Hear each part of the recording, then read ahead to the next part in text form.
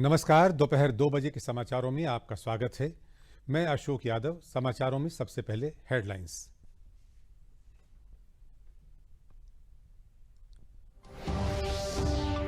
प्रदेश में आज से संचारी रोग नियंत्रण और दस्तक अभियान हुआ शुरू। मुख्यमंत्री योगी आदित्यनाथ ने कहा, संचारी रोगों की रोकथाम के लिए बड़े पैमाने पर उठाए गए कदम।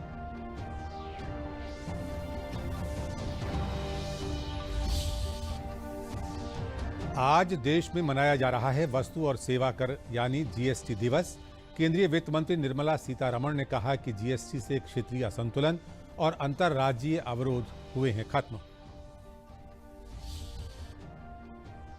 आज से देश भर में सिंगल यूज प्लास्टिक पर लगाया गया प्रतिबंध तोड़ने के दोषियों को देना होगा हर्जाना, जेल की भी हो सकती है सजा।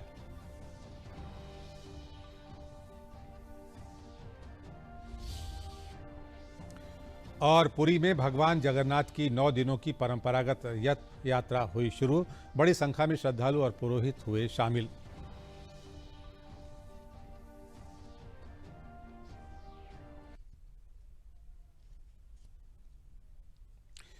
गोरखपुर में मुख्यमंत्री योगी आदित्यनाथ ने आज बीआरडी मेडिकल कॉलेज से प्रदेशव्यापी संचारी रोग नियंत्रण और दस्तक अभियान का शुभारंभ किया।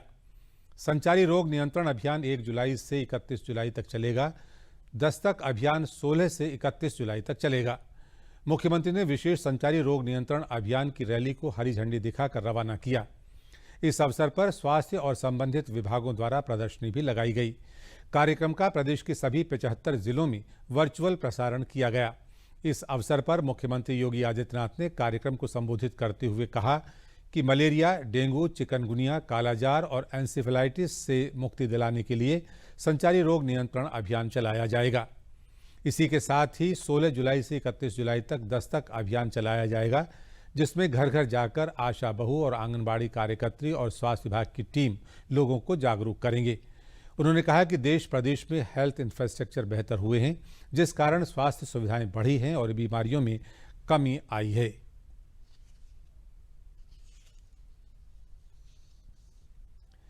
आज देश में वस्तु और सेवा कर यानी जीएसटी दिवस मनाया जा रहा है। आज से 5 वर्ष पहले देश में एक राष्ट्र एक कर की भावना के तहत जीएसटी प्रणाली लागू की गई थी। नई दिल्ली में विज्ञान भवन में एक समारोह को संबोधित करते हुए केंद्रीय वित्त मंत्री निर्मला सीतारमण ने कहा कि जीएसटी से क्षेत्रीय असंतुलन और अंतर्राज्यीय अवरोध खत्म हुए हैं। वित्त मंत्री ने बताया कि जीएसटी में लगातार बढ़ोतरी हो रही है और इस वर्ष के जून महीने में 1,44,000 करोड़ रुपए जीएसटी संग्रह किया गया, जो एक कीर्तिमान है। The trend that was being talked about, we are now reversing that and showing that the GST revenues remain above 1.40 lakh crores. So 1.40 seems to be the rough bottom line. We are not going below that. We are only collecting more than that. So the existential crisis that Vivek Johri spoke about,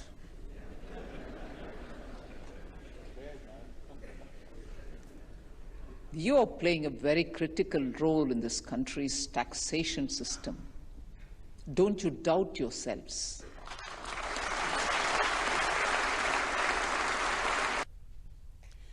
आज से देश भर में single use plastic के कुछ आइटमों पर प्रतिबंध लग गया है। इस घोषणा के बाद उत्तर प्रदेश सहित देश भर में इनका प्रयोग रोकने के साथ साथ इनका उत्पादन, वितरण, निर्माण और बिक्री रोकने की भी कवायद तेज कर दी गई है। पर्यावरण मंत्रालय ने बताया कि प्रतिबंध तोड़ने वालों के विरुद्ध पर्यावरण संरक्षण कानून की धारा 15 और संबंधित नगर निगमों के नियमों के अनुसार दंडात्मक कार्रवाई की जाएगी। प्रतिबंध को प्रभावी तरीके से लागू करने के लिए राष्ट्रीय और राज्य स्तर पर कंट्रोल रूम स्थापित किए गए हैं और जांच टीमें गठित की गई हैं, जो सिंगल यूज आइटम के इस्तेमाल पर भी नजर रखेंगी। प्रतिबंध को न मानने वाले दोषियों को नगद हर्जाना देना पड़ेगा और कुछ मामलों में उन्हें जेल की सजा भी हो सकती है।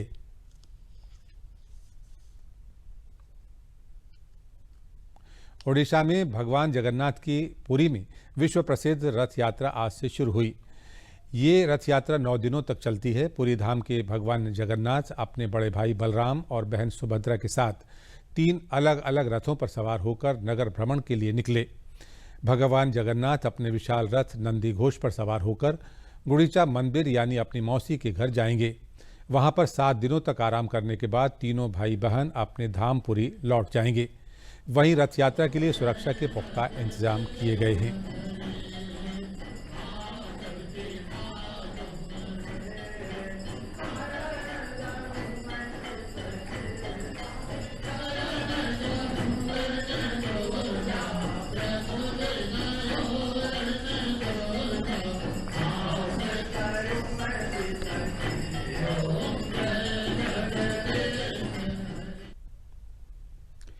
महाराष्ट्र में नई सरकार कल यानी शनिवार को विधानसभा में बहुमत साबित करेगी। कल शाम तेजी से बदलते घटनाक्रमों के बीच शिवसेना के बागी नेता एकनाथ शिंदे ने मुख्यमंत्री पद की शपथ ली। उद्धव ठाकरे के मुख्यमंत्री पद से इस्तीफा देने के 24 घंटों के भीतर एकनाथ शिंदे ने शिव सैनिकों की उपस्थिति में ये शपथ ली। भारतीय जनता पार्टी के नेता और पूर्व मुख्यमंत्री देवेंद्र फडणवीस ने उप मुख्यमंत्री पद की शपथ ली। मंत्रिमंडल के अन्य सदस्यों का चयन की प्रक्रिया भी इसी के साथ शुरू हो गई है।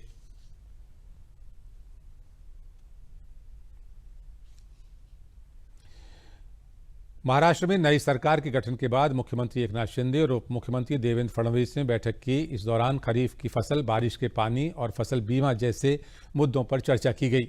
बैठक के बाद एकनाथ शिंदे ने कहा कि फडणवीस जैसे अनुभवी उप मुख्यमंत्री के होने से सरकार चलाने में आसानी होगी। वहीं उप मुख्यमंत्री देवेंद्र फडणवीस ने कहा कि हमारे पास एक बार फिर काम करने का मौका है।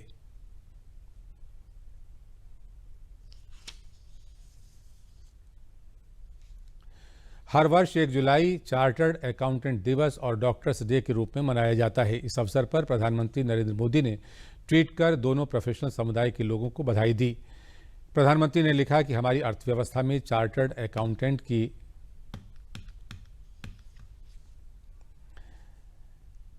महत्वपूर्ण भूमिका होती है। सीए दिवस पर सभी चार्टर्ड अकाउंटेंट को उन्होंने शुभकामनाएं दी और कहा कि वो अर्थव्यवस्था में विकास और पारदर्शिता को आगे बढ़ाने के लिए कड़ी मेहनत करते रहें। कोरोना काल में चिकित्सकों ने मानवता को बचाने के लिए एड़ी चोटी का जोर लगाया था। आज डॉक्टर्स दिवस के अवसर पर प्रधानमंत्री ने सभी चिकित्सकों को शुभकामनाएं दी। उन्होंने कहा कि जीवन बचाने और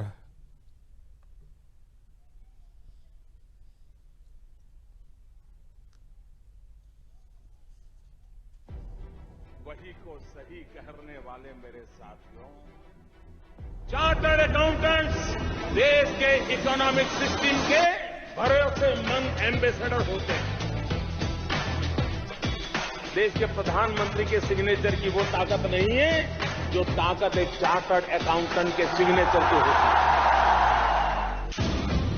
आपका सिग्नेचर सत्यता की, भरोसे की गवाही देता है। कंपनी बड़ी हो या छोटी, आप जिस अकाउंट पर अपने सिग्नेचर कर देते हैं उस पर सरकार भी भरोसा करती है और देश के लोग भी भरोसा करते हैं। आपको देश की संसद ने एक पवित्र अधिकार दिया है। वही खातों में सही को सही और गलत को गलत कहने का, सर्टिफाई करने का, ऑडिट करने का ये अधिकार सिर्फ और सिर्फ आपके पास है। हिंदुस्तान के 1.25 करोड़ देशवासियों का आपके उस सिग्नेचर पर भरोसा है। उस भरोसे को कभी टूटने मत दीजिए, उसको खरोच भी मत आने दीजिए। अगर आपको मैं अर्थ जगत का ऋषिमुनि कहूंगा तो गलत नहीं होगा। जितना महत्व उन ऋषि मुनियों का रहा है जो मोक्ष का मार्ग दिखाते हैं, उतना ही महत्व मानव जीवन में, अर्थव्यवस्था में आपके मार्गदर्शन का रहता है। कोरोना काल में चिकित्सकों ने मानवता को बचाने के लिए एड़ी चोटी का जोर लगाया था। आज डॉक्टर्स दिवस के अवसर पर प्रधानमंत्री ने सभी चिकित्सकों को शुभकामनाएं दी। उन्होंने कहा कि जीवन बचाने और हमारे ग्रह को स्वस्थ बनाने में चिकित्सकों की महत्वपूर्ण भूमिका होती है।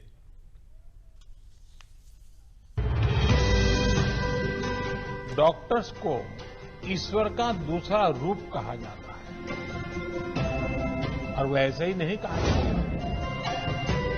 कितने ही लोग ऐसे होंगे जिनका जीवन किसी संकट में पड़ा होगा, या फिर कई बार हमें ऐसा लगने लगता है कि क्या हमारे अपने को खो देंगे, लेकिन हमारे डॉक्टर्स ऐसे मौकों पर किसी देवदूत की तरह जीवन की दिशा बदल देते हैं, हमें एक नया जीवन दे देते हैं। डॉक्टर जिंदगी बचाते हैं और हम उनका ऋण कभी नहीं उतार सकते। हमारे समाज में ये संस्कार दिनों दिन प्रबल होता रहे। आज राष्ट्रीय चिकित्सक दिवस के अवसर पर उत्तर प्रदेश के मुख्यमंत्री योगी आदित्यनाथ ने चिकित्सकों को हार्दिक बधाई और शुभकामनाएं दी हैं। अपने शुभकामना संदेश में मुख्यमंत्री ने कहा कि प्रत्येक वर्ष 1 जुलाई को महान चिकित्सक, प्रख्यात स्वाधीनता सेनानी और राजनेता डॉक्टर BC रॉय की जयंती और पुण्यतिथि पूरे देश में राष्ट्रीय चिकित्सक दिवस के रूप में मनाई जाती है। ये दिवस चिकित्सकों द्वारा की जा रही समाज सेवा के लिए उनके प्रति आभार व्यक्त करने का अवसर है। मुख्यमंत्री ने कहा कि देश की स्वास्थ्य व्यवस्था में चिकित्सकों की महत्वपूर्ण भूमिका है। राष्ट्र निर्माण में चिकित्सकों के योगदान से सभी अवगत हैं। कोरोना कालखंड में डॉक्टरों के योगदान के लिए हम सभी उनके आभारी हैं। हमारे चिकित्सकों ने फ्रंटलाइन कोरोना वॉरियर्स के रूप में मानवता की सेवा का अनुपम उदाहरण प्रस्तुत किया। अपने प्राणों की परवाह न करते हुए चिकित्सकों ने एक एक मरीज की जीवन रक्षा के लिए निरंतर कार्य किया है।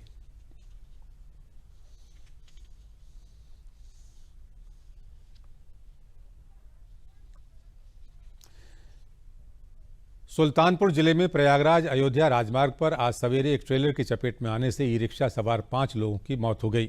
दुर्घटना में घायल हुए 4 अन्य लोगों की हालत गंभीर बनी हुई है। दुर्घटना के बाद स्थानीय लोगों ने प्रयागराज अयोध्या बाईपास मार्ग को बाधित कर दिया और मुआवजे की मांग की। पुलिस और प्रशासन के अधिकारियों के समझाने के बाद राजमार्ग को खोला जा सका।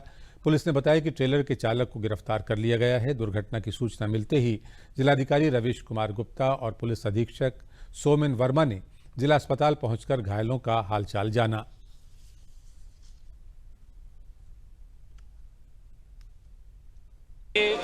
हाईवे जो बनारस लखनऊ हाईवे है उस पे एक्सीडेंट हुआ है ओदरा गांव के पास, और एक जो ई रिक्शा होता है उसकी टक्कर भरे हुए ट्रक से हो गई थी और काफ़ी तेज़ हुआ था। आमने सामने की टक्कर बताई गई है, तो काफ़ी 8 यहाँ पर घायल आए थे। अभी जो प्राप्त सूचना है उनमें से 5 उनमें से मृत्यु हो गई है।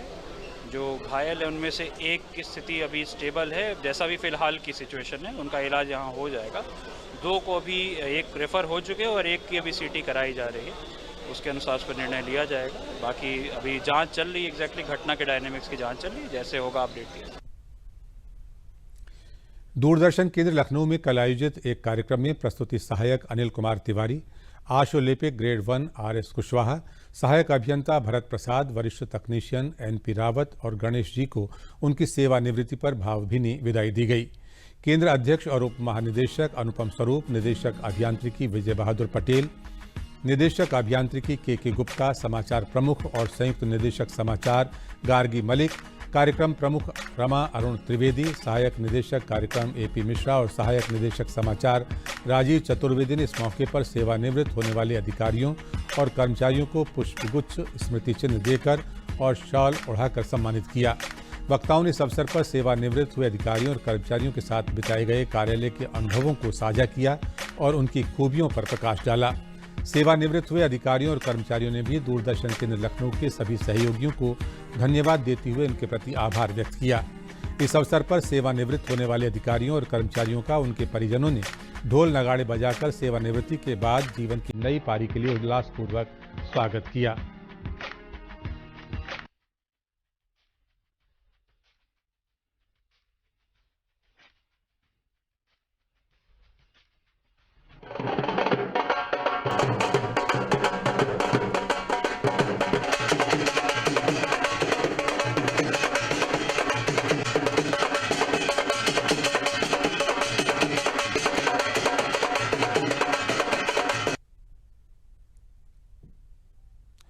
संसद का मानसून सत्र 18 जुलाई से शुरू होकर 12 अगस्त तक चलेगा।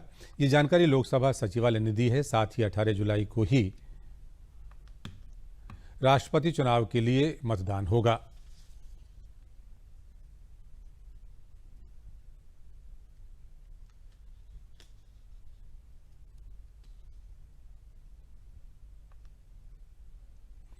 आजमगढ़ में भारतीय जनता पार्टी के नवनिर्वाचित सांसद दिनेश लाल यादव उर्फ निरहुआ का मुख्यालय स्थित नेहरू हॉल में भव्य स्वागत किया गया।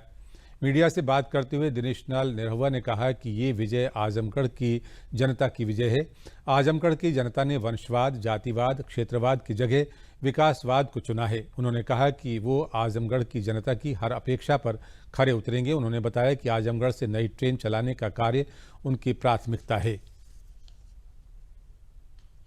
लगातार आजमगढ़ पीछे चला गया, पिछड़ गया। अब आजमगढ़ ने तय किया है कि आजमगढ़ विकास के रास्ते पे चलेगा, इसीलिए कमल खिलाया है। और मुझे लगता है कि अब यहाँ परिवारवाद और जातिवाद की राजनीति नहीं, सिर्फ विकास की राजनीति चलेगी। नई दिल्ली साउथ ब्लॉक स्थित रक्षा मंत्रालय में गुरुवार को स्वामी करपात्री महाराज पर डाक टिकट जारी किया गया। रक्षा मंत्री राजनाथ सिंह ने स्वामी करपात्री जी पर डाक टिकट जारी किया। कार्यक्रम में स्वामी अभिषेक ब्रह्मचारी और युवा चेतना के राष्ट्रीय संयोजक रोहित कुमार सिंह मौजूद रहे। स्वामी अभिषेक ब्रह्मचारी ने कहा कि स्वामी करपात्री ने जीवन भर समाज के गरीब वर्ग के उत्थान के लिए संघर्ष किया। युवा चेतना के राष्ट्रीय संयोजक रोहित कुमार सिंह ने कहा कि भारत सरकार ने 7 नवंबर 1966 में शहीद हुए सभी सनातनियों को सम्मान दिया है। रोहित सिंह ने कहा कि स्वामी करपात्री ने 7 नवंबर 1966 को गौ रक्षा के लिए तत्कालीन इंदिरा गांधी सरकार के खिलाफ प्रदर्शन किया था, जिसमें सैकड़ों हजारों संतों की हत्या हुई थी।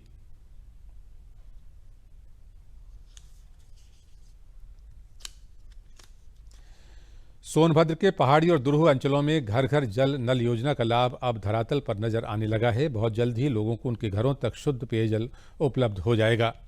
इस पूरी योजना को 12 परियोजनाओं में विभिन्न क्षेत्रों में पाइपलाइन बिछाने से लेकर इनटेक और वाटर ट्रीटमेंट प्लांट के साथ टंकियों के निर्माण और घर घर तक टोंटी पहुंचाने का काम तेजी से जारी है। अपर जिलाधिकारी आशुतोष द्विवेदी ने बताया कि लगभग 54% काम पूरा कर लिया गया है और बहुत ही जल्द लोगों के घरों तक शुद्ध पेयजल उपलब्ध करा दिया जाएगा। ग्रामीण क्षेत्रों में रहने वाले लोगों का कहना है कि घर घर जल नल योजना उनके जीवन में निश्चित रूप से एक बड़ा बदलाव लेकर आएगी। ऐसे में सरकार द्वारा चलाई गई ये योजना निश्चित रूप से बहुत लाभकारी सिद्ध होगी। टोटल 2827.55 करोड़ का ये प्रोजेक्ट है, जो गांव पूर्व में जल निगम की योजनाओं से लाभान्वित चल रहे हैं उसके अंतर्गत कवर किए जा चुके हैं। उनको छोड़ते हुए टोटल 602 ग्राम पंचायतों में 1354 गाँव की संपूर्ण जनता को कवर किया जाएगा, जिसके अंतर्गत 18,96,722 की जनसंख्या, अनुमानित जनसंख्या जो लाभान्वित होगी। अक्टूबर नवंबर तक हमारे सिविल स्ट्रक्चर लगभग 100% पूरे हो जाएंगे। पाइपलाइन का भी काम लगभग पूरा हो जाएगा। तो ज़्यादा उम्मीद है हम लोग दिसंबर तक ऑपरेशन करने की स्थिति में रहेंगे। ऑपरेशन फिलहाल हमारा जो फिजिकल प्रोग्रेस है 56% इस समय चल रहा है और उम्मीद ये है कि हम लोग अपने जो निर्धारित समय है उसके अंतर्गत योजनाओं को पूर्ण कर लेंगे। कुछ योजनाओं को हम लोग समय से पहले भी पूरा करने का प्रयास कर रहे हैं। बहुत फायदा हुई साहब, बहुत फायदा हुई। बढ़िया पानी स्वच्छ मिली पिए के, गंदा पानी ना आई नदी से नाला से, और सब बढ़िया पानी फिल्टर करके मिल जाता सबके लिए। घर की लगने से फ़ायदा होगा, जैसे कि घर परिवार में बच्चे हैं जो पानी आने जाते हैं दूसरे के दरवाजे पर, तो वो लोग झगड़ा करते हैं कि हमारे दरवाजे पर पानी क्यों भर रहे हो। सर पानी पाइप खुदाई हो रही है, पाइप पहुंच रहा है जगह जगह और कनेक्शन नहीं हुआ है। पानी मान लीजिए पाइप लग गया है। जब घर घर में पानी हो जाएगा, लाइन बिजली हो जाएगी तो बिल्कुल बदलाव आ जाएगा। आज़ादी के अमृत महोत्सव के तहत आगरा में उत्तर प्रदेश ईस्ट जोन द्वारा 4 दिवसीय बैडमिंटन प्रतियोगिता का आयोजन किया जा रहा है। प्रतियोगिता का शुभारंभ समाज कल्याण राज्य मंत्री असीम अरुण द्वारा किया गया। बैडमिंटन प्रतियोगिता में प्रदेश भर से करीब 700 खिलाड़ी भाग ले रहे हैं। प्रतियोगिता में सफल प्रदर्शन करने वाले खिलाड़ियों में से राष्ट्रीय टीम के खिलाड़ियों का चयन किया जाएगा। प्रतियोगिता के पहले दिन के मुकाबले में खिलाड़ियों द्वारा बेहतरीन खेल का प्रदर्शन किया गया। उन्होंने कहा कि बैडमिंटन ऐसा खेल है जिसे सभी आयु के लोग खेलते हैं।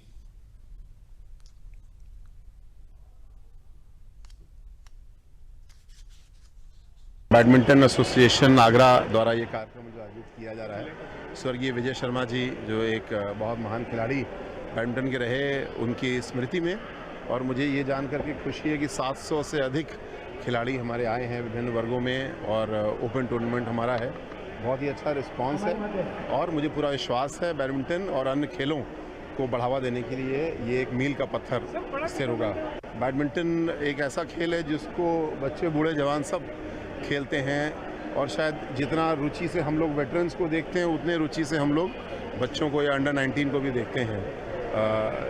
बहुत ही प्यारा खेल है, मुझे भी खेल ये बहुत पसंद है और मुझे पूरा विश्वास है आने वाले समय में खेल की भी लोकप्रियता बढ़ेगी और साथ साथ खिलाड़ियों को भी अच्छा मौका मिलेगा। ये आगरा के लिए बहुत गौरव की बात है कि यहाँ पे ईस्ट जोन सिलेक्शन टूर्नामेंट हो रहा है और मेरे लिए एक इमोशनल मोमेंट है कि ये मेरे फादर इन लॉ के नाम से, मेरे ससुर जी के नाम से हो रहा है। तो इसमें मैं सारे जितने समस्त यूपी से जितने खिलाड़ी आए उन सबका स्वागत करती हूँ और उनको अपना बेस्ट देने के लिए बेस्ट विशेस देती हूँ और ज़रूर ये खिलाड़ी जो हैं आगे जाके भारत को रिप्रेजेंट करेंगे। इससे बड़ी गौरव की बात क्या हो सकती है। लखनऊ के सदर की तंग गलियों में पली बढ़ी हॉकी खिलाड़ी हिना बानो आयरलैंड में 5 देशों की महिला हॉकी प्रतियोगिता में उपविजेता रही भारत की अंडर 23 टीम की मिडफील्डर बनकर उभरी हैं। संघर्षों में पली बढ़ी इस महिला हॉकी खिलाड़ी की कहानी देश की तमाम युवा महिला खिलाड़ियों के लिए एक बानगी है। पेश है ये रिपोर्ट। आयरलैंड में 5 देशों की महिला हॉकी प्रतियोगिता में रजत पदक विजेता रही भारत की अंडर 23 टीम की मिडफील्डर हिना बानो को लखनऊ में राष्ट्रीय खेल प्राधिकरण यानी साई प्रशिक्षण केंद्र की ओर से सम्मानित किया गया। यहाँ पर हिना बानो ने हॉकी का प्रशिक्षण दिया था। लखनऊ के कैंट के तोपखाना में माध्यमिक विद्यालय में शौकिया तौर पर हॉकी खेलना शुरू करने वाली हिना वर्ष 2017 में विद्यालय की टीम के मैच के दौरान साई की हॉकी कोच नीलम कपूर से मिलती हैं और उनके कहने पर साई में हॉकी का प्रशिक्षण लेती हैं। पारंगत मिडफील्डर के रूप में साई की नेशनल सेंटर ऑफ एक्सीलेंस में प्रवेश पाने के बाद हिना को भारतीय हॉकी जूनियर शिविर में खेलने के लिए बुलावा मिलता है और बेंगलुरु कैंप के दौरान हिना का चयन पहली बार आयरलैंड जाने वाली भारत की अंडर 23 टीम में हुआ। हिना को सभी 5 मैच खेलने को मिले और सब तरफ उसके खेल प्रदर्शन की तारीफ हुई। पहले तो मैं कैंटोनमेंट में पढ़ाई करती थी, तो वहाँ पे एक सर थे अभिषेक करके, तो वो बच्चों को ट्रेनिंग कराते थे। तो उनको देखते देखते ही फिर मन में आया कि मुझे भी खेलना चाहिए, क्योंकि मैंने पहले एथलेटिक्स किया था, आगरा गई थी मैं स्कूल की तरफ से। तो उसके बाद रनिंग तो ठीक थी, तो वो भी मुझे बुला के बोले कि बेटा तुम्हारी रनिंग अच्छी है, तुम हॉकी खेलना शुरू करो। तो मैंने हॉकी खेलना स्टार्ट किया। 2017 में साई का ट्रायल लिया, जहाँ पे मेरे पास सर्टिफिकेट वगैरह कुछ भी नहीं थे। तो वहाँ पे नीलम कपूर थी जिनने मुझे देखा खेलते हुए और उन्होंने मेरे टैलेंट को पहचाना। फिर उन्होंने कहा कि अगर ये लड़की खेल सकती है तो मेरे लिए उनने अपने ईडी सर से बात की। कोई मान नहीं रहा था, उनसे झगड़ा भी किया कि मैं इसको टैलेंट बेस पे रखना चाहता हूँ करके तो उनने बहुत ज़्यादा किया मेरे लिए। फिर मेरा सिलेक्शन हुआ साई में, तो वहाँ पे मैंने ट्रेनिंग की, जो हमारे कोचेस थे और भी सारे उनके अंडर में रह के, और फिर मैंने नेशनल भी खेले। लखनऊ के रेस कोर्स 14 फरलांग कैंट इलाके में रहने वाले हिना के नाना उजागर बताते हैं कि पिता के निधन के बाद से ही हिना उनके साथ रही है और हॉकी से उसके प्यार को देखते हुए उन्होंने उसे हॉकी खेलने की अनुमति भी दी।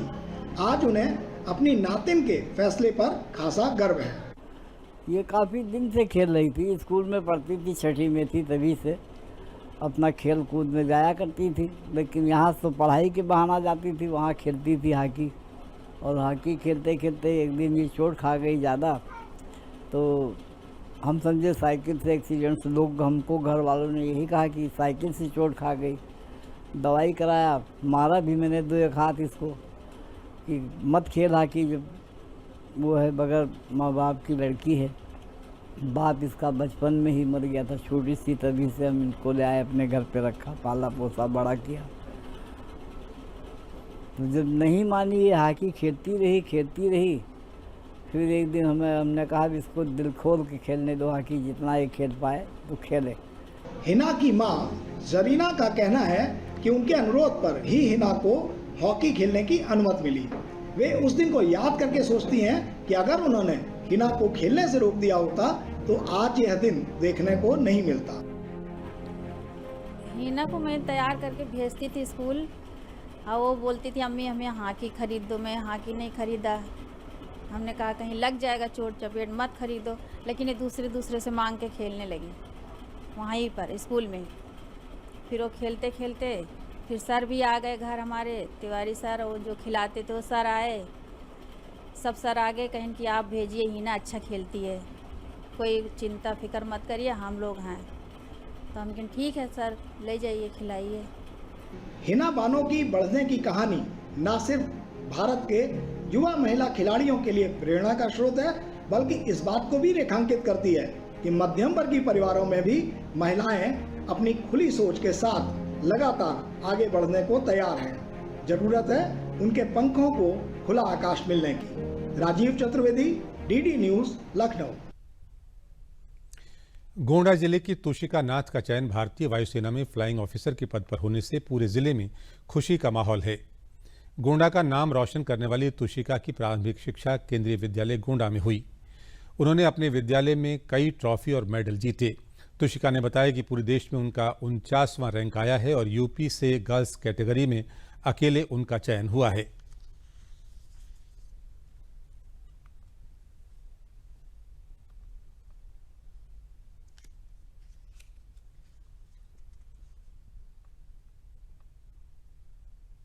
मेरा सिलेक्शन हुआ है in the first attempt through AFCAT as flying officer in Indian Air Force, और वो भी जस्ट अभी कुछ दिन पहले मेरिट आई जिसमें ऑल इंडिया रैंक 49 आई। यूपी में कुछ ही बच्चे सिलेक्ट हुए हैं, शायद 2 या 3, जिसमें से इकलौती लड़की मैं हूँ।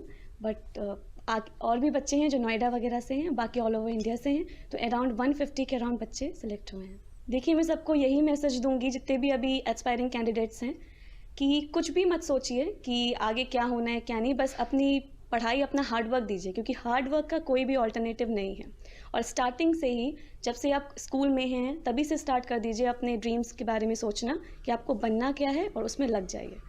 जी, खुशी तो बहुत हो रही है जैसा मैंने बताया, और श्रेय मैं अपने सभी गुरुजनों को, जो भी मुझे केवी में पढ़ाया बचपन से मुझे, और जो भी मुझे कॉलेज में जिन्होंने शिक्षा दी, उन सबको देना चाहूँगी। और अपने पेरेंट्स को, जो कि जिन्होंने कभी मुझे किसी चीज़ के लिए रोका नहीं और हर चीज़ में मुझे आगे बढ़ने का मौका दिया। बलरामपुर में आगामी दिनों में संभावित बाढ़ से बचाव को लेकर जिला प्रशासन द्वारा विस्तृत कार्य योजना तैयार की गई है। तटबंधों की सुरक्षा को लेकर बाढ़ खंड अधिकारियों को निर्देश दिए गए हैं। संभावित बाढ़ के दौरान बचाव और राहत कार्य के लिए जनपद की तहसील बलरामपुर में 12, तुलसीपुर में 6 और उतरौला में 13 बाढ़ चौकियां बनाई गई हैं। इसके अलावा 19 राहत केंद्र भी बनाए गए हैं। बाढ़ की स्थिति में राजस्व, स्वास्थ्य, पुलिस, पंचायती राज और बाढ़ खंड के अधिकारियों को आपसी समन्वय से काम करने के लिए निर्देशित किया गया है। बचाव कार्य के लिए बलरामपुर में 8, उतरौला में 10 और तुलसीपुर में 8 निजी नावों सहित 26 नावों की व्यवस्था पहले से कर ली गई है। 31 बाढ़ चौकियां और 19 राहत केंद्र हैं, तो इसके लिए जितने भी सामग्री वहां पे चाहिए या जो हमको सहायता जो दी जानी है, उसके लिए हम पूरी तरीके से तैयार हो गए हैं। नाव के जो हमारे ठेकेदार हैं उनको भी हमने चिन्हित कर लिया है, उनको अलर्ट मोड पे कर दिया गया है। और जैसे ही हमको आवश्यकता पड़ेगी, पहले तो हमारे पास जो हमारी चिन्हित नावें हैं उनका भी हम उपयोग करेंगे।